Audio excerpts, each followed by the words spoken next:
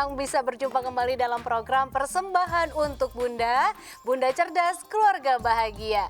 Ya Bunda, selama 30 menit ke depan bersama Nuka Azita di sini ya, yang akan menemani bunda-bunda semua nih yang lagi beraktivitas maupun yang lagi kerja dimanapun deh ya. Ya, dimana lagi kalau bukan di Mata Milenial Indonesia TV, matanya Indonesia. Ya Bunda, kalau berbicara soal anak-anak sekolah, pastinya dong bunda-bunda dan juga ayah maunya memilih sekolah untuk anak-anak yang terbaik nih. Tapi setiap orang tua pastinya memiliki pandangan yang berbeda-beda ya Bunda. Dan biasanya dalam memilih sekolah anak ada banyak hal nih Bunda yang menjadi pertimbangan orang tua. Selain masalah biaya, terus letak sekolah serta kemampuan anak juga harus menjadi hal yang sangat dipertimbangkan ya Bunda. Bahkan menurut pakar psikologi Rosdiana Setianingrum, ini Nuka ambil ya cuplikan kata-katanya bahwa anak ini tidak memiliki kewajiban untuk memenuhi mimpi orang tua yang belum terwujud. Jadi memilih sekolah anak tidak boleh berdasarkan ambisi orang tua semata. Nuka setuju karena memang anak juga memiliki hak nih untuk memilih di mana dia nyaman bersekolah. Oke Bunda, itu tadi sedikit Nuka udah spill tema kita pada hari ini, yang memang tema kita hari ini adalah bagaimana sih orang tua memilih sekolah untuk anak. Dan seperti biasa kalau di Persembahan untuk Bunda, Nuka nggak akan sendirian.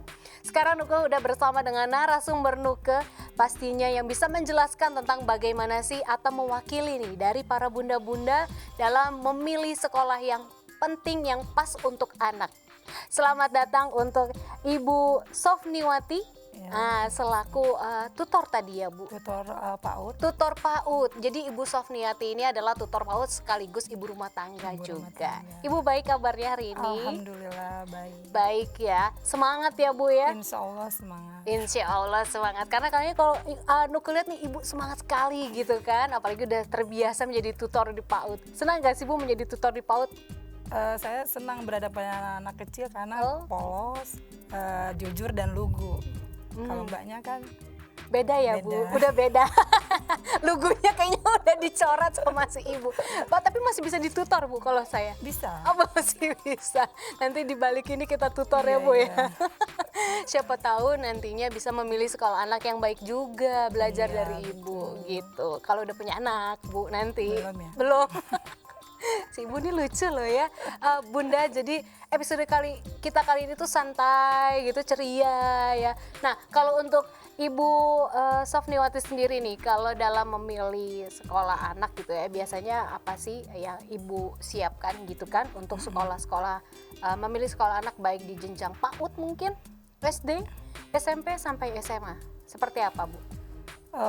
Pertama saya akan mencari informasi tentang sekolah yang kita inginkan, terutama letak sekolah itu, apakah jarak tempuhnya dekat dengan tempat tinggal kita.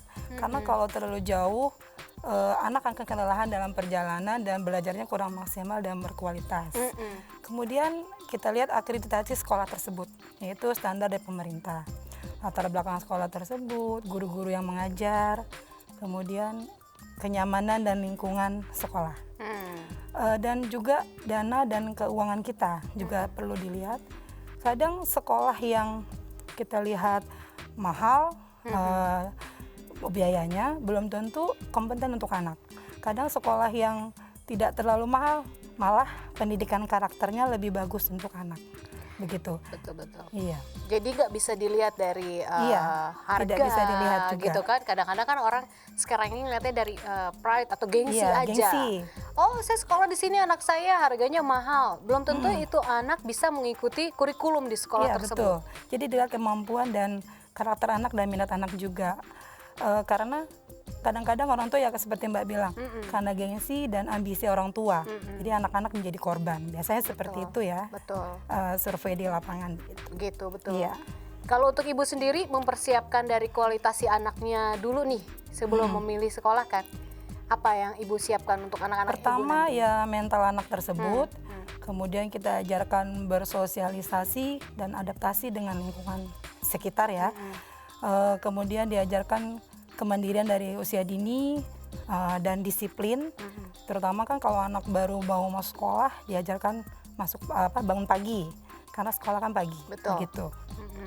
Itu yang susah tuh Bu Iya, ya. bangun Biasanya pagi itu anak-anak ini akan semangat di awal, Karena pikirnya Iya. belum pernah sekolah kan? Iya, Wah, betul. sekolah. Tapi udah tahu sekolah itu capek, Bangunnya pagi, bangunnya susah. susah. Biasanya bangunnya nyantai-nyantai gitu. Oke. Nah itu yang perlu diajarin sejak dini. Apakah itu juga menjadi faktor yang tadi Ibu bilang kalau memilih sekolah jangan yang terlalu jauh dari Iya, rumah biar betul. anak-anak nggak capek? Biar tidak capek. Karena berdampak dengan ininya, belajarnya. Kalau dia kelelahan jadi udah males, capek gitu. Jadi kurang ini belajarnya kurang berkualitas gitu. Iya. Oke, kalau ngomongin kualitas kan kalau misalnya nih sekolah-sekolah yang ada dekat tempat tinggal Ibu kualitasnya mungkin nggak ada yang baik, gimana? Ada jauh. Nah, gimana nih Ibu mempersiapkan mental si anak dan juga akhirnya memilih sekolah yang lebih jauh karena yang dekat mungkin lihat kualitasnya kurang bagus. Kalau pengalaman saya karena di tempat saya di perumahan saya itu ya, alhamdulillah tuh semua ada dan kebetulan juga di sana itu sekolahnya itu sudah terakreditasi semua gitu. Oke. Iya, alhamdulillahnya seperti itu ya. Jadi di perumahan itu alhamdulillah ada PAUD, dari PAUD, TK, ada SD, SMP. Cuman universitas saja yang agak jauh ya. Dan di tempat kami itu alhamdulillah terakreditasi semua Mbak dan sekolah percontohan. Jadi saya tidak begitu sulit ya mencari sekolah. Nah kalau Mbak bilang kalau misalnya di tempat kita untuk mungkin orang tua lain ya punya masalah seperti itu, ya mau nggak mau memang mungkin mencari keluar. Tapi kalau dia mencari sekolah negeri kan sekarang sistemnya zonasi Mbak. Oh wilayah tempat tinggal ya. Iya, jadi tidak bisa juga dia konyong-konyong apa sih bahasanya ya. Tiba-tiba mau sekolah gitu. di SMA yang favorit di luar sana gitu misalnya. Jauh dari zonasi tempat tinggal itu nggak boleh. Jadi harus mendaftar ke tempat yang terdekat terlebih dahulu. Oh jadi sekarang udah nggak bisa begitu ya? Nggak bisa. Ya? Sekarang Jadi peraturan pemerintah sekarang harus zonasi. Jadi yang tinggalnya dihitung Mbak tuh kilometernya, radiusnya. Iya. Jadi kalau misalnya jauh tidak bakalan lolos dan masuk ke tempat itu. Oh, gitu. jadi Kalau memang negeri ya. Kalau negeri, tapi kalau swasta sih kalau swasta tidak ada masalah. Yang penting ada dana. Ada. Benar, kalau swasta itu pilihan yang penting ada dananya ada dana. ya, jadi tidak dipaksakan Tidak gitu. dipaksakan. Kalau ada dana silakan. Betul Iya. Ibu gitu. Nah, kalau misalkan Ibu kan udah memilih nih sekolah yang mungkin Ibu pikir ini bagus untuk anak-anak. Memberi pengertian ke anak-anaknya seperti apa? Ya saya ajak berdiskusi, anak diajak berdiskusi karena dia kan yang akan menjalani pendidikan di tempat itu ya. Dan saya mengarahkan pada anak kelebihan dan kekurangan sekolah tersebut gitu kan. Dan meyakinkan anak bahwa inilah yang terbaik untuk anak.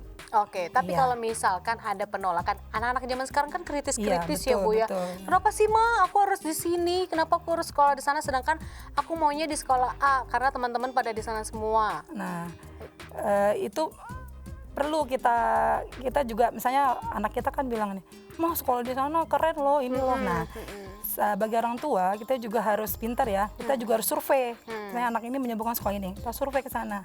Jadi pas anak menanyakan, "Saya mau sekolah di sini," kita bisa menceritakan kekurangan dan kelebihan sekolah. Dan kemudian kita padukan dengan sekolah yang kita pilih dan kita arahkan anak itu bahwa ini yang terbaik untuk kamu dan meyakinkan dengan alasan yang masuk akal untuk anak. Kalau saya seperti itu. Iya, Ya. tapi misalkan pendapat anak ternyata benar, diterima nggak? Misalkan ibu menjadi orang tua gitu, oh ya pilihan anak saya sekolah yang ini ternyata lebih baik. Nah itu balik lagi nanti ke kondisi keuangan atau dana keluarga seperti itu Balik Mbak. lagi gitu Iya ya, kan, karena memang banyak kan faktor, apa-apa banyak kan, faktor. banyak Iya, faktor. betul. Apa-apa itu kan kita kembalikan ke keadaan keluarga masing-masing. Iya, nggak bisa dipaksakan Iya, ya tidak Bu bisa ya. dipaksakan. Nah, itu kita beri penjelasan lagi kepada anak dan insya Allah sih anak mengerti ya. Kalau misalnya orang tua punya kelebihan rezeki emang banyak, apa sih yang enggak buat anak? Iya. Tapi juga harus Betul. positif. Betul. Jadi Iya. nggak melulu kita Mengikuti kalau anak, mengikuti iya. anak itu konotasinya positif. Positif ya. Ada negatif, tapi kalau negatif ya kita juga sebagai orang tua harus bisa Betul. mengontrol itu semua ya Bu ya, apalagi dalam pendidikan kan. Iya. Gak mungkin lah nggak Penting semua ya pendidikan. bunda-bunda dan ayah-ayah ini nggak mau memberikan pendidikan yang terbaik untuk anak-anaknya. Iya. Gitu. Oke Bu Sofiani, kita tahan Sofia, saya lupa. Sofia ini adik saya. Oh, berarti bener ya? Bener. Bener ya? Sofniwati. Namanya mirip-mirip sama ibu saya soalnya. Iya. Jadi lupa deh kan. Oke, nah tahan dulu. Kita nanti mau bahas lagi gimana sih ya kan pemilihan. Apakah tipe orang tua yang memaksa itu baik atau tidak gitu kan. Kita harus break dulu. Bunda-bunda dan ayah kita break dulu. Jangan kemana-mana. Tetap di Persembahan untuk Bunda. Bunda Cerdas, Keluarga Bahagia.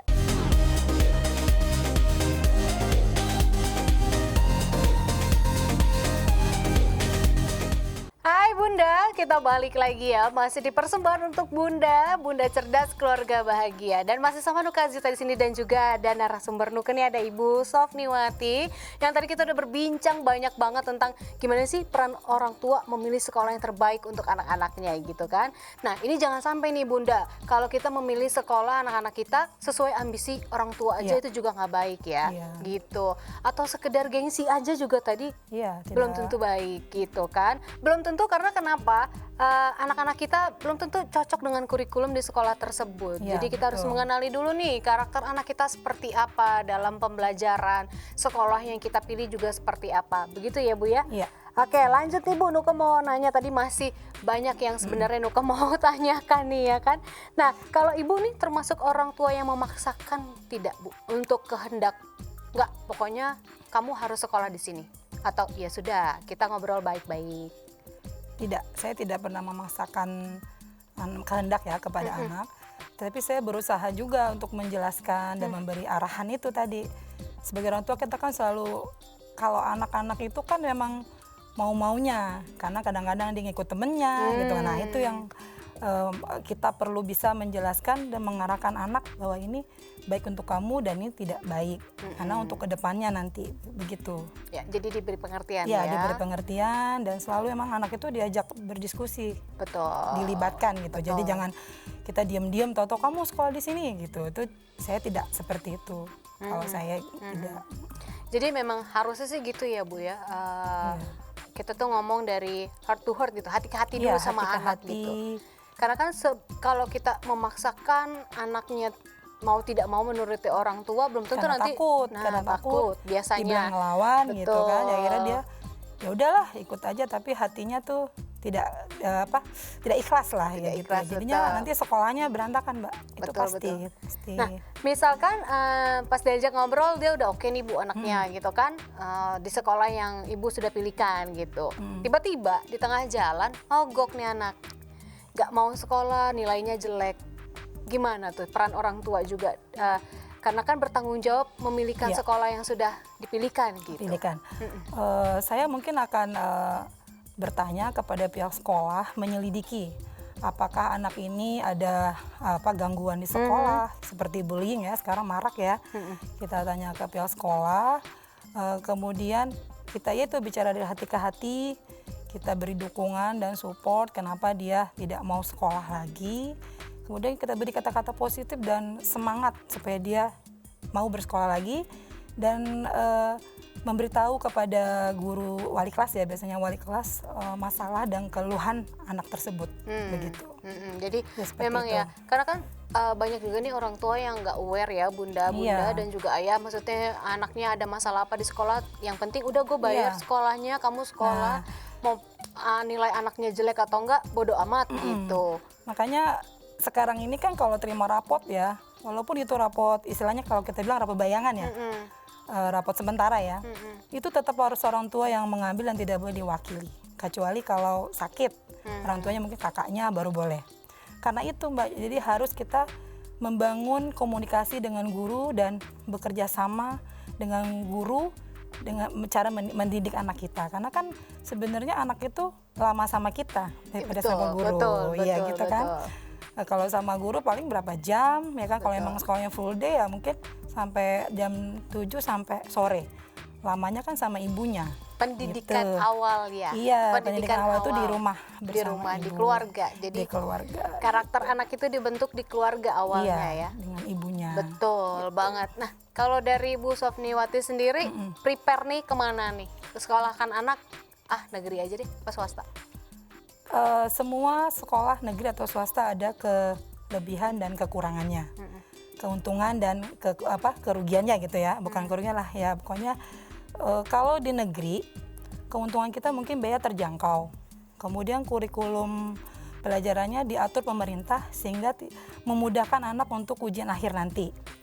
Kemudian siswa di sekolah kan beragam dari bermacam suku. Betul. Sehingga anak-anak bisa menimbulkan sikap toleransi, menghargai orang.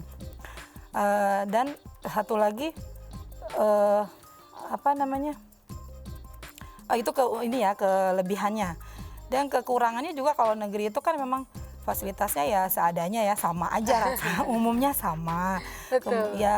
Kemudian jumlah guru dan siswanya kurang seimbang karena gurunya satu, muridnya banyak ya gitu. Paling itu ya. Nah kalau swasta ya kebalikannya ya kan, keuntungannya mungkin fasilitasnya berkualitas karena dikelola yayasan gitu kan. Kemudian dia banyak eskul yang sesuai minat anak gitu kan. Tapi kekurangannya yaitu kan kadang-kadang biayanya terlalu mahal dan orang ya. Tidak terjangkau. Kemudian pembelajarannya anak-anak tuh terlalu dimanjakan kalau di swasta. Jadi kalau misalnya kayak ulangan udah dikasih nih ininya dan benar-benar itu yang keluar ya, anak pasti kan nilainya bagus gitu kan. Jadi kayak didukung banget untuk nilainya supaya tidak buruk karena kan emang bayarnya udah mahal. Mungkin tergantung sekolahnya kali ya Bu. Iya, tergantung sekolahnya. Ada yang begitu, ada juga yang streng banget, bener-bener gitu sampai kita susah punya nilai bagus. Gitu. Iya, ada juga. Tapi betul kan kita ambil rata-rata ya Mbak. Ada sih yang swasta tapi berkualitas bener-bener ya dari segi apanya bagus ada. Cuma ini kan saya ambil secara global aja nih yang umum ya kan, di lapangan tuh banyak yang seperti itu. Terus saya kembali lagi kalau untuk saya memilih swasta apa negeri. Kembali lagi kepada kondisi keluarga kita, letak rumah kita gitu kan, mana yang terdekat.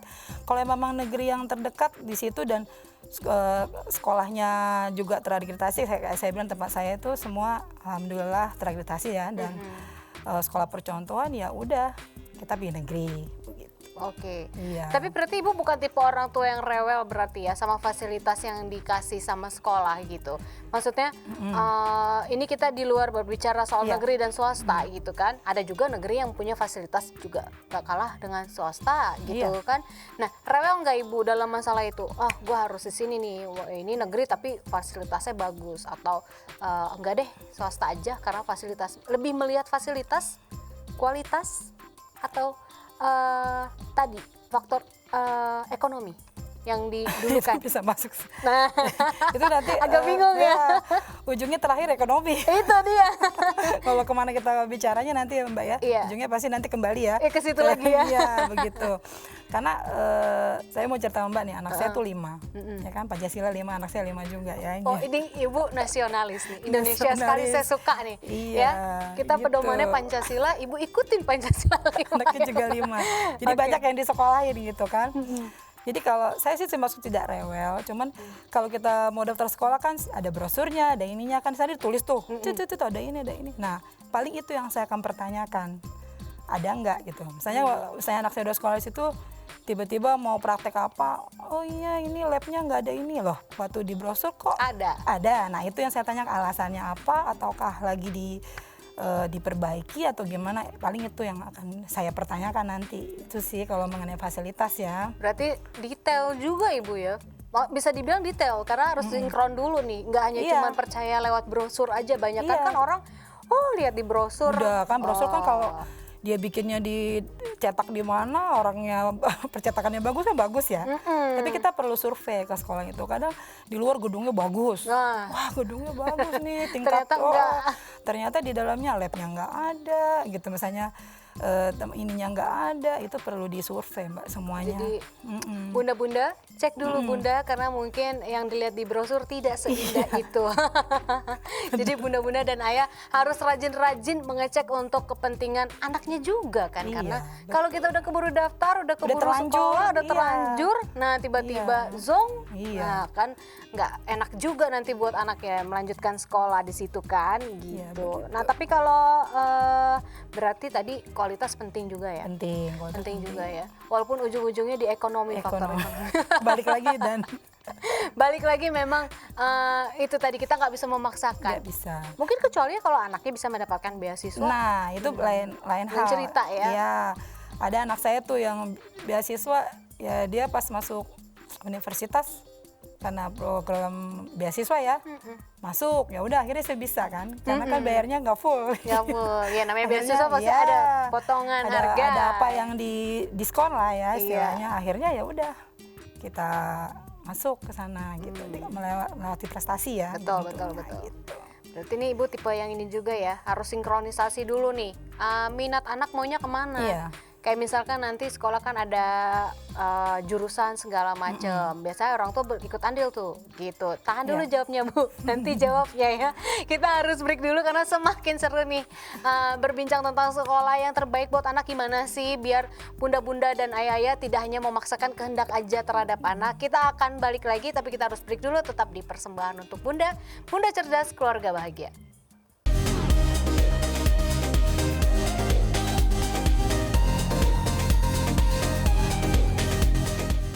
Ya, halo Bunda, kita balik lagi masih di Persembahan untuk Bunda, Bunda Cerdas Keluarga Bahagia. Masih sama Nuka Azita di sini dan juga masih ada narasumber kita yang dari tadi udah semangat banget cerita tentang bagaimana sih peran orang tua ya untuk menentukan sekolah yang terbaik untuk anaknya. Betul ya Bu ya? Iya. Kalau orang tua tuh nggak boleh memaksa bunda-bunda dan juga ayah. Misalkan nih Bunda yang lagi menyaksikan anak-anaknya baru mau masuk sekolah nih, apalagi SD kan belum tahu apa-apa anak-anak ya, itu kan benar-benar tergantung dengan orang tuanya. Nah ini jangan sampai nanti bunda-bunda dan juga ayah memaksakan kehendak sendiri tanpa ada kenyamanan dari sang anak sekolah di situ gitu. Oke, kita mau lanjut, tadi kan Nuka udah bertanya ya, ini minat anak nih gitu. Nah ada nih orang tua nih biasanya Bu ya, kamu pokoknya nggak boleh ngambil jurusan A, harus ngambil jurusan B. Karena kan biasanya kalau kita udah masuk di sekolah menengah atas suka ada jurusan IPA atau IPS dulu ya kan. Ibu tipe yang memaksakan itu nggak? Tidak sih. Maksudnya membimbing anak pokoknya IPA ya. Karena kenapa sih? Karena orang banyak banget bunda-bunda atau ayah di luar sana juga yang masih mikirnya kalau IPA tuh pinter, IPS tuh bodoh gitu. Padahal kan enggak. Enggak. Kalau saya kan gini ya, anak itu kan beda-beda ya ininya ya. Mungkin ini dia pinter matematika, komunikasi nggak bisa, atau dia tidak berani tampil depan umum. Beda-beda aja, dan anak itu punya kelebihan dan kekurangan berbeda-beda, ciri khas masing-masing. Jadi tidak perlu kita paksa gitu kan. Kalau emang dia mau jurusan kayak sekolah menengah ke atas ya, IPA, IPS, dia memilih IPS karena ya itu alasannya harus tepat. Alasannya ini mah, ya udah kita ini asal dia bertanggung jawab dengan pilihannya itu dan benar-benar tekun ya gitu. Iya. Jadi kalau saya memang tidak pernah maksa anak ya. Gitu. Iya, jadi nggak enak ya Bu ya. Karena kan kecuali kalau anak kecil ya, misalnya TK, ya udah TK kan tergantung orang tuanya kan, kita yang milih sekolah karena belum ngerti. Karena banyak gini fakta-fakta menarik yang Nuk ketemukan di lapangan juga ya Bu ya. Maksudnya kayak mungkin dulu nih si orang tua, bunda sama ayah ini tidak bisa merasakan sekolah yang terbaik atau nggak bisa sekolah tinggi gitu. Jadinya dia ini mempius anaknya gitu. Kayak nggak bisa, gue dulu nggak bisa sekolah kayak gini, sekarang anak gue harus sekolah tapi yang sesuai dengan ya sekarang gue punya duit, gue maunya sekolah yang bergengsi, tapi anaknya nggak bisa mengikuti kurikulum karena ketinggalan jauh terus gitu. Itu berarti ambisi orang tua. Ambisi yang tidak tersampaikan. Tidak tersampaikan, dan itu anak jadi korban. Betul. Dan itu bahaya untuk anak. Karena nanti anak jadi krisis ini Mbak, moral, krisis percaya diri, dia jadi ya kayak gimana, karena dipaksa kan. Iya, nggak sesuai. Tidak sesuai. Itu tidak bertemu tidak baik. teman-teman Nanti kan, mungkin yang sefrekuensi juga. Kan itu tadi Mbak sudah pertama udah opening udah bilang kan, ada dari psikologi anak aja itu tidak bagus. Untuk mengikuti ambisi orang tua. Iya, itu sangat tidak baik dan bahaya ya untuk anak. Janganlah ya gitu, hari gini gitu kan, maksudnya hari gini jangan udah kayak gini, udah modern banget, teknologi udah di mana-mana gitu. Masa sih kita masih mau memaksakan kehendak. Ya tapi kalau memang pilihan orang anaknya juga dinilai tidak baik, ya kita arahkan, kita ajari penjelasan gimana anak itu bisa menerima. Begitu. Betul. Nah, kita mau balik dulu sedikit. Tadi kan Ibu bilang juga menjadi tutor ya? Iya, tutor di PAUD gitu. Sebenarnya ini nggak sih Bu, anak-anak itu masih terlalu dini gitu loh untuk sekolah? Kalau untuk PAUD ya, PAUD TK tuh sebenarnya ini Mbak sederajat sama Mirip kayak ya? bukan mirip. Memang sudah Sebenarnya sederajat. sederajat seperti Oh. SMA, SMK, Oh, STM oke. itu sederajat kan? Cuman penyebutannya aja ya. Nah, itu istilahnya gini. Saya akan menjelaskan dikit ya tentang PAUD itu. Jadi PAUD itu kayak rumah. Rumah itu dalamnya ada ruang-ruang. Nah, ruang itu ruang ini TK, ruang ini KB, kelompok bermain, ruang ini TPA, itu semuanya namanya PAUD. Oke, jadi sebenarnya Iya, sih satu sebenarnya sekolah. satu payung. Satu payung. Sederajat. Kurikulum yang diajarkan sama, tapi cuman pembelajaran pola pembelajarannya beda. Ada yang Kelas-kelasnya aja Iya, dibedakan. ada yang pakai bangku, ada yang duduk di bawah, ada yang outdoor di taman begitu. Bedanya itu aja. Tapi kurikulum yang diajarkan sama. Sama, hampir mirip. Memang mirip ya, Mirip. bukannya Emang hampir. sederajat. Udah sama lah Iya. pokoknya gitu. Tapi berbicara soal ideal untuk seorang anak bersekolah, karena kan banyak juga nih di lingkungan sekitar Nuke juga, Nuke lihat anak-anak yang baru, Kecil-kecil udah disekolahin.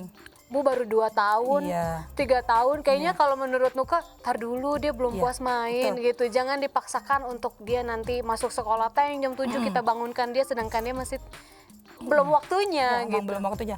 Jadi kalau anak itu untuk usia dini ya, TK atau PAUD itu idealnya tuh umur 6-5.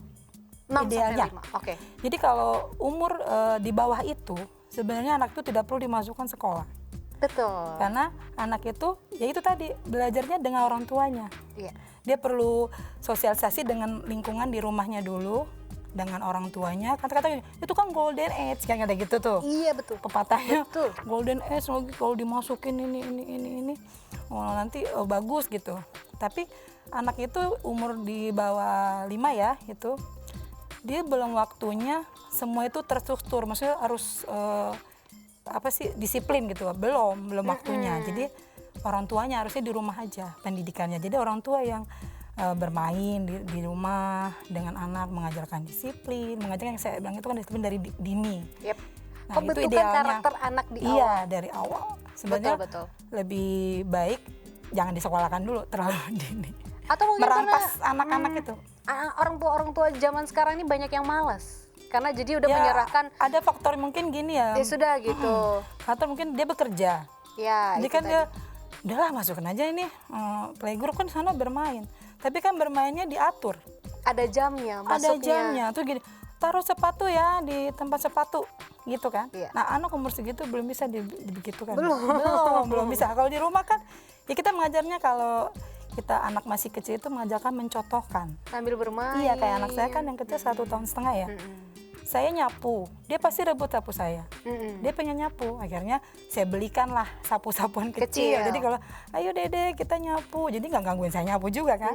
Dah gitu cara membelajarin anak dini ya. Jadi di rumah aja dengan orang tuanya. Karena kan gitu. anak usia dini dengan orang tua itu kayak mirror, kayak kaca. Iya, Dia akan kaca. mengikuti apa yang orang tuanya Iya, lakukan. baru belajar ngomong, jadi Iya. kita hati-hati kan bicara dengan anak. Ya itu mencontoh, jadi tinggal contohin aja, nanti dia ngikut. Nah, Nggak itu kan perlu tadi ribet. jadi bunda-bunda nih kalau anaknya masih usia 2 tahun biarin aja dulu bunda. Ya, kalau menurut saya ya ini makanya Iya. kan kalau kita guru BK suka ada pelatihan diklat gitu sebenarnya nggak boleh. Cuma karena sekarang trennya anak-anak kecil udah di sekolahkan, akhirnya memang ada wadah-wadah yang menerima gitu. Kalau menurut saya sih itu kasihan ya. Kasihan. Tapi umumnya kan ada juga teman saya ya yang di TPA lah, tempat penitipan anak, jadi diajarin juga tuh, diajarin nulis, diajarin dia padahal belum waktunya. Betul. Belum waktunya, anak tuh cuman mengasah motorik Mbak kalau kecil itu. Iya. Jadi gini meremas kertas gitu kan, Iya, terus memegang bola, terus dilempar, diajarin begitu aja. Jadi nggak diajarin, nih ya nulis begini nih, mewarnainya harus begini, nggak boleh keluar garis ya. Nah, Nggak bisa. Anak seusia kayak gitu bunda, ayah kalau diajarin seperti itu dikerasin malah melawan iya. gitu. Dan itu nanti kalau anak terlalu dini disekolahin nanti akibatnya ke depan. Jadi ada nanti waktunya dia itu nggak bosan sekolah, Merasa males ya. malas. Nah bosannya itu kita nggak tahu ya. Bosannya ya kalau masih SD masih bisa kita ajarin, kita marahin. Kalau bosannya di tingkat SMA Nah, itu Nah, dia. itu yang bahaya. Jangan krusial sekali ya Kalau Bunda ya enggak, memang ya. bosannya di universitas lebih gawat lagi. Lebih gawat Kita lagi. bayar aja tuh uang kuliah, dia nggak kuliah, nongkrong di kafe sebelah kan gitu. Karena mungkin inner child-nya dia udah tertekan Karena dari dari kecil udah diajak disuruh Ya, belajar gitu. betul. Ada trauma tersendiri mungkin Ada, yang akhirnya dia keluarkan dengan cara yang tidak baik gitu Iya, ya. itu kan Oke. ada psikologi anak juga. Ada itu dibahas, ada. Iya. Itu mungkin nanti kita akan bahasnya Iya, lebih dengan detail pakarnya lagi. ya. Ada pakar dan Kalau waktunya saya kan karena nggak- dari Oke. saya, ya. Sekarang terakhir deh harapan ibu gitu ya untuk orang tua atau bunda-bunda dan ayah yang lagi menyaksikan sekarang gimana sih gitu kan sesama orang tua maksudnya memberi harapan ayo gitu jangan memaksakan kehendak untuk anak kita sekolah boleh Iya. kita pilihkan yang terbaik asal diskusi juga dengan anak. Iya. Jadi jadikanlah anak itu memang ini ya, buah hati kita sayang. Jadi kita apa yang harus kita berbuat supaya anak itu juga nyaman dan sukses nantinya, bagaimana caranya dengan cara tidak menekan anak, tidak memaksa anak, dan tidak semua, kita jangan jadi orang tua yang otoriter. Ya. Dan perlu kita selalu berdiskusi dengan anak, berbicara selalu ya. Iya, dari berdiskusi, hati ke hati. Betul. Iya. Oke, Begitu, Ibu kira-kira. Sofniwati terima kasih Iya, banyak sama-sama. untuk waktunya, udah cukup jelas. Mbak Nike ya? Nuke. Nuke. Jadi mungkin someday kita di sini yang masih belum berumah tangga jadi lebih tahu ke depannya harus seperti apa dan untuk bunda-bunda dan ayah-ayah juga yang mungkin sedang memiliki anak yang ingin mau masuk sekolah ingat lagi-lagi jangan menuruti ambisi kita aja sebagai orang tua. Kita harus tahu juga karakter anak seperti apa, minat anak seperti apa dan memiliki sekolah untuk anak-anak kita yang terbaik menurut kedua belah pihak. Jangan mentang-mentang kita orang tua, orang tua selalu benar, enggak juga. Belum tentu. Jadi memang harus ngobrol dari dua arah yang baik ya. Oke Bunda dan Ayah itu tadi episode kita kali ini cukup menarik. Kita udah bahas panjang kali lebar tentang memilih sekolah anak yang terbaik ya dari orang tua. Dan nantinya kita akan balik lagi ya dengan episode-episode yang lebih menarik, lebih informatif ya. Dan kalau kayak gitu Nuka Azwita beserta tim yang bertugas pada hari ini pamit undur diri dulu. Kita ketemu lagi di next episode dari persembahan untuk Bunda Cerdas Keluarga Bahagia hanya di Mata Milenial Indonesia TV, matanya Indonesia. Bye.